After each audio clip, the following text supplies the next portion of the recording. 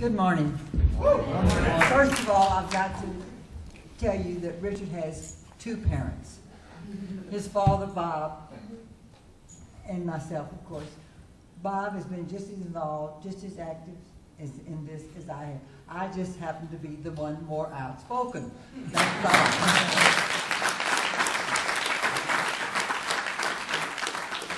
Bob and Ann Lee are the founders of RAMP. Well, let me go back and clear up the story just from the way I see it. I was always involved because I came from a family of politically active people in Louisiana. We were always taught that you get involved, you contribute, you get involved in it. And so that was always been my story. I left Louisiana in 1946, went to the University of Texas, and as the story goes, I met a man, Bob Lee, and he not only made me a Texan, but he made me a Republican. And so the story goes on. Richard is the fourth of our 5 sons. And Richard always marched to a different drumbeat, but he would never lie his way out of trouble. And in 1990, in June, he had this accident in New Jersey that put him in a wheelchair. That was a sea change in his life, for sure. He came down to, they sent him down to TIER here in Houston, the Texas Institute for Rehabilitation. What in the world is all 2 R's stand for? Rehab and Rehabilitation, Research and Rehabilitation. Okay, that's, anyway, that's where he was. And in his wheelchair, in TIER, he chanced upon in their library about some research 2 doctors were doing with marijuana and spasticity, which was a big problem for Richard. And he got out of the hospital and got the marijuana. Of course, we all know just because it's illegal doesn't mean you can't get it. It's just where you have to get it. And I can remember the sea change in our life came in August of 1990. When Richard looked at us from his wheelchair and he said, "Mom and Dad, marijuana is good for me."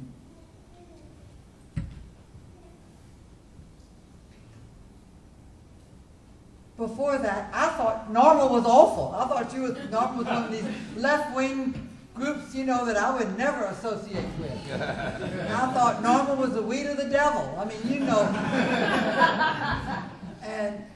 But even if that is so, why was I not smart enough to know that prohibiting it isn't the way to take care of the problem? That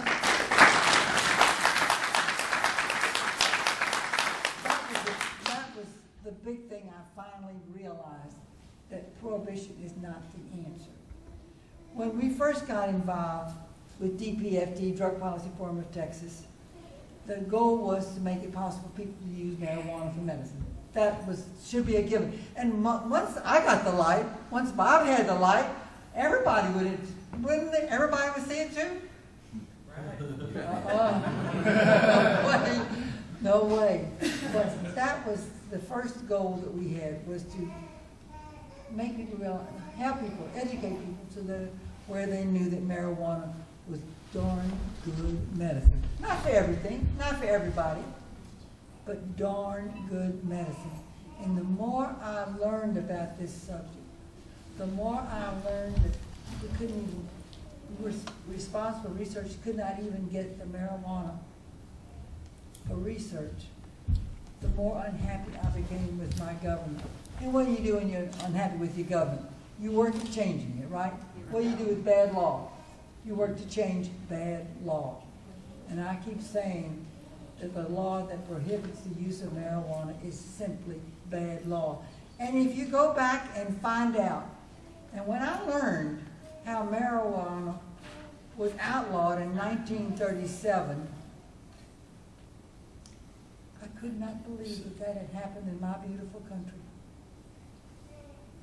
It was a sad, sad experience for me to read how that happened in 1937. No big outcry. Marijuana wasn't the problem. When did the problem start? In 1937, when it was outlawed, and then we had this huge bureaucracy, did we not? To put it down. How much money did we spend to prohibit marijuana? So I think the hard thing for me was to accept the fact that this was something that my government had done. And so we need to work at trying to do something about it. Well, in 1996, Richard moved to Oakland, California.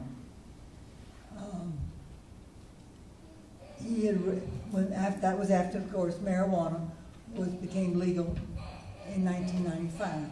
And I have worn for a long time this medical marijuana pen. When I was working for the county clerk, and I wore that pen every day. And this beautiful, many interesting things have happened to me because of this pen. And one of the ones that means the most to me personally is my friend John Balcom. John and I were both Republicans. John, stand up. John has meant so much to me. I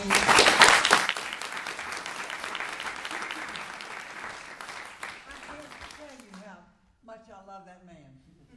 It's fascinating for me that an 80-year-old and a young man can become such good friends. But not only John, then I met his fiancée Danielle, and Bob and I had the pleasure of being at their wedding.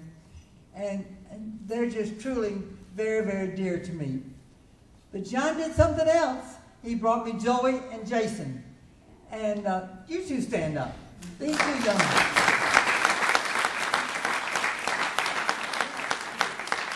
Bob and I had been thinking about RAMP for, you know, where it started at a normal convention. Did you know that? In 2012, and it was after we had met John. We were in California, in Los Angeles. And the reason I can remember it so well, it was October of 2012, and that was when Richard turned 50. He was born in October of 62, and this was now 2012. And I was on a panel, actually I was just filled in, on a panel of 5 people, and 3 of us were Republicans. Republicans? I don't know, I was always a Republican. I was proud, I always said I was. And it just, we realized then that we need to make people, help people see, if you are a Republican, you believe in small government, fiscal responsibility, and personal responsibility. You should be responsible for what you do. You should be responsible for what medicine you take. You should be responsible for what you use for recreation, not the government telling you.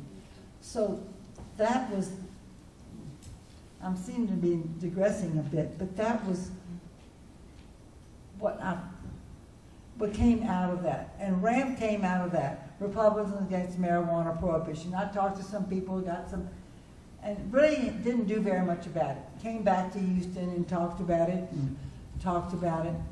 But it was these 3 young people I've just spoken of who took this on. It's as much their issue now, am I right, as it is our issue. It's the young people that will save us. It's the young people who see the hypocrisy in these laws. And the enthusiasm, the expertise, the competency that they have brought in. And they're bringing me into social media, and I can't Facebook yet, and I can't Twitter, but I can learn. I can't even use my smartphone correctly all the time. But I can learn. I will learn, because I have to use every means that we have to get the word out. And yesterday at the convention, I met somebody who's a blogger. A blogger? I've heard about people blogging. He wants me to write on his blog. Well, if I can promote this issue by writing on his blog, you better believe I will be able to do that. I guess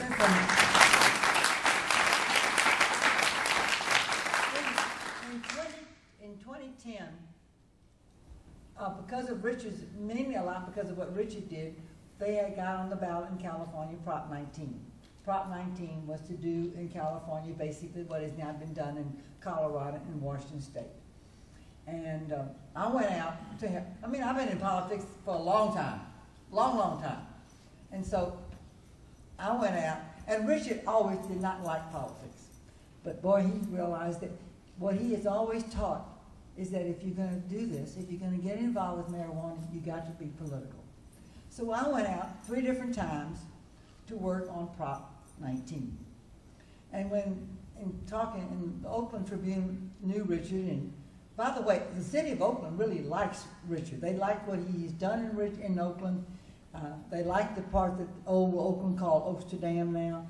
And so he has good rapport with the city government as well as with the newspaper. And when they heard that this 80-year-old, white-haired conservative Republican was coming out to work on Prop 19, they thought that was a hoot and a half.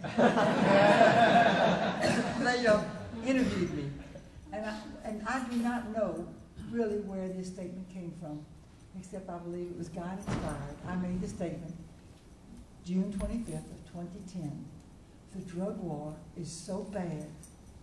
It's the most racist thing we have done in this country since Jim Crow. Now, I grew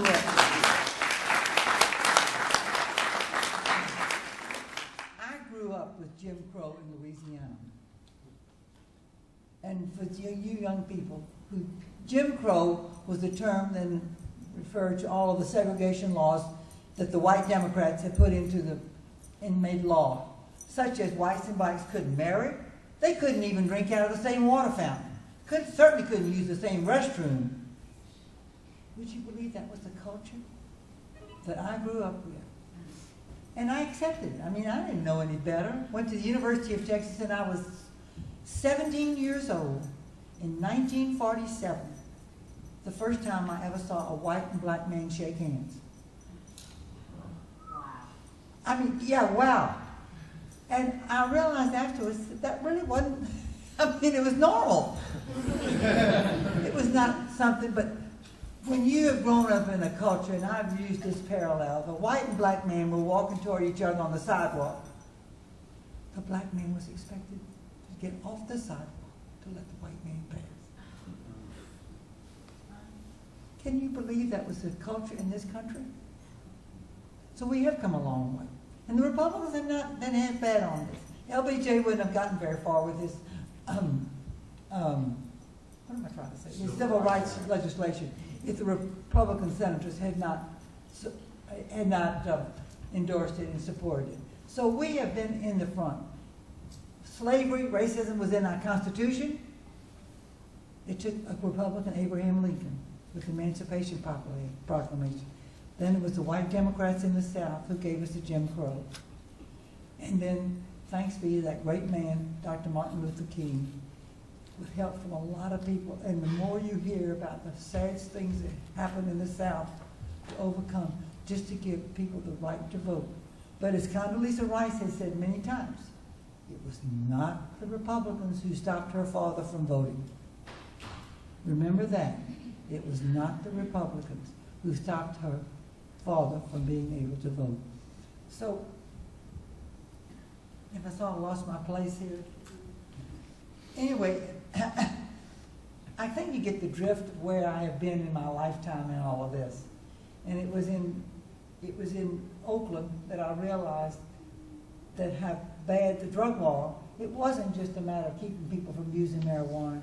It was the lives that had been lost by the incarceration. And the fact that we have incarcerated young blacks and Latinos, not because they use marijuana or other drugs more than the whites, they certainly don't, but they have certainly paid the price. It's now called the new plantation philosophy, which harks back to the days of slavery.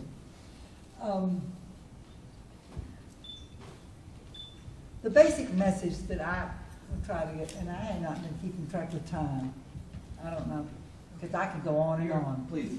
But the basic thing that I want to promote is freedom. This is what I said at the Republican convention yesterday, freedom. We're a Republican Party, is supposed to be the party of freedom. Freedom. That should be freedom to make your own decisions about how you treat what medical care you get. And I made the statement, and I think it has been now used somewhere, because this refers to what I realized with Richard.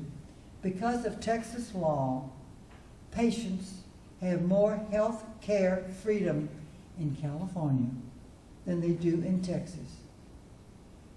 What a shame. Texans who pride themselves, right, on the Alamo and standing up for yourself and going against the federal government when you have to, and they've been paying homage to this bad law for so long. And maybe we got made a little bit headway yesterday, because I had many, many people who came up to me after I spoke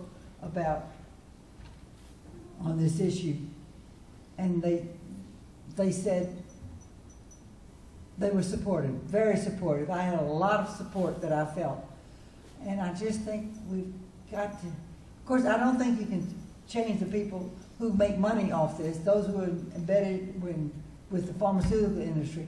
The pharmaceutical industry doesn't want to see people able to use marijuana, but there are people who will listen eventually, and that is my goal and my hope.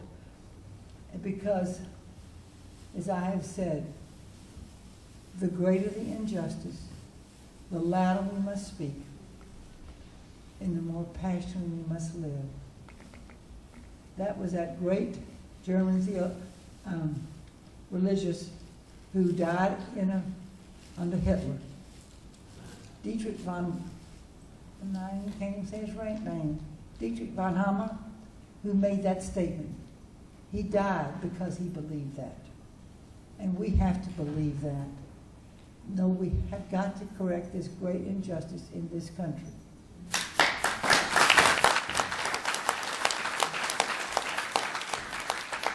I'm going to take one other issue that I think my son, we have 5 sons, and they're all great.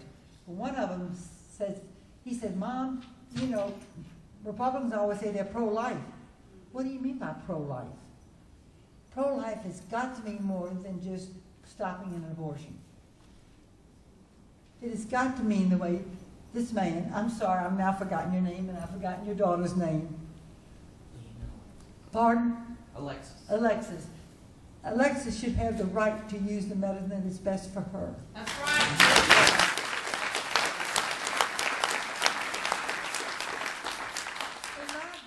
That's a pro-life issue. We have to carry the forward that pro-life, and this is the group I am now going to work with more, the ProLife Alliances. Help them see that we've got to be, there's no way to be, no such thing as a pro-life opponent of medical marijuana.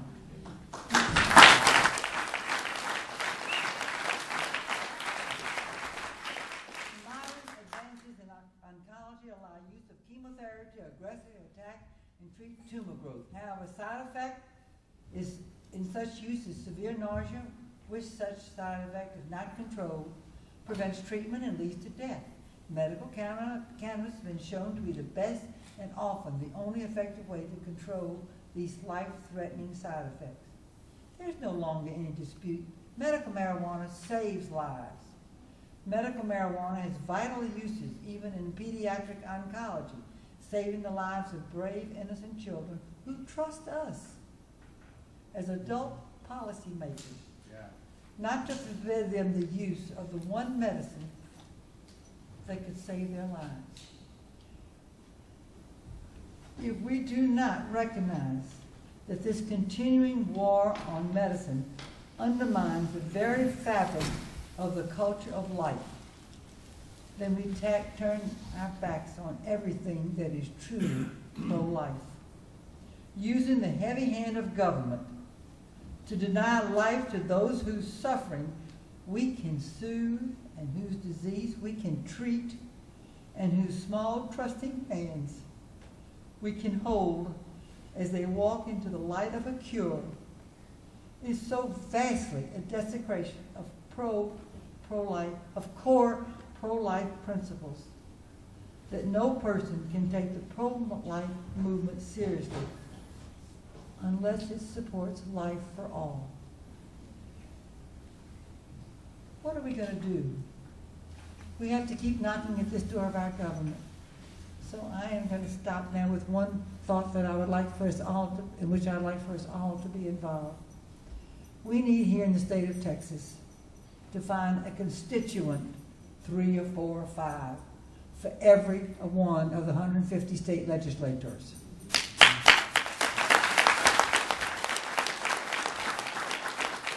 Now this suggestion comes from another son, our youngest, who is very active in the political arena in Austin with the Conference of Urban Counties. Now he doesn't take a public stand on this, but he is certainly, he's been with us and when we've been testifying in Austin, and he is the one who knows more about working the state legislature than anybody else. And that is what he says we need to do. So we need to use all of our groups. And boy, howdy, I have pro-life people who go up all the time. When I can help them see that this is truly a pro-life issue, we can get those constituents. Every state rep needs to know that there are 3, 4, 5, or 6 or more. And remember, those 3, 4, 5, 6 or more have a sphere of influence that they can influence. That those, because I know when we were up there before, they said, oh, I'm for you, but my constituents won't back me up. We need to not let that ever, ever be an excuse again. That they know, every one of the state legislators knows that they will hear from people who will back them up on this issue. And then that will give us 10 to 15 for every state senator. So that should be our goal. And I do not know how we can organize it, if any way we can help, but I'm seeing Heather shake her head. But we can get this organized. We can get groups all together. Was meeting yesterday in Austin, a group, I forgot what they call them. Well, she's the one that started it, but that's not what they call this group now. Project Rethink. Yeah, Project Rethink. Rethink. Rethink this. And that was a group of different groups. We now have a mamas group. Are you familiar with mamas? Yeah. Mothers advocating medical marijuana for autism. I met a mother not too long ago at a rant meeting. She has a 22-year-old adult son, and it has made all the difference in his quality of life. And she has to be illegal, which she is doing, to help him have this quality of life. This has got to be our goal. But there are so many out there. There are bound to be so many. We get all these groups together, and I really get excited because I've been active with pro-life for a long time. They know that I am pro-life, but I'm going to have to challenge them. The Hotzies, all of them. I challenged Margaret Hotzie yesterday, and she goes to Austin every Tuesday during every legislative season to work on pro-life. Just think if I can get her on board for this issue. We can make headway. We can make headway next time. We can, with the help of the Lord, hardness, we can bring freedom. Freedom is a tree. Freedom. Freedom. Freedom to use what you, as a Texan, should have the right to make this a decision. You, as a Texan, should be free to either use as a medicine, to use as recreation. What you believe to be best. It should not be the government on this horrible, horrible 1937 Marijuana Tax Act. That should not be what is keeping us back. And I thank you all so much.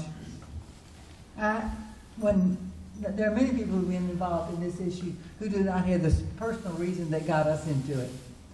And so I have so much respect for all of you who are doing it because you know it is the right thing, not because you have a personal reason, which is what got us into it. But I now realize that it's more than just for Richard. And Richard has more courage. And of course, many of you know that he was raided And Amsterdam University is not in the same big 3-story building that it was with the big mural on the side. But it's still going. Amsterdam University is still going. He teaches. He doesn't own it, doesn't run it, but he teaches. He's there. And so we're going to see it happen here. We're going to be as free in Texas as they are in California. Thank you.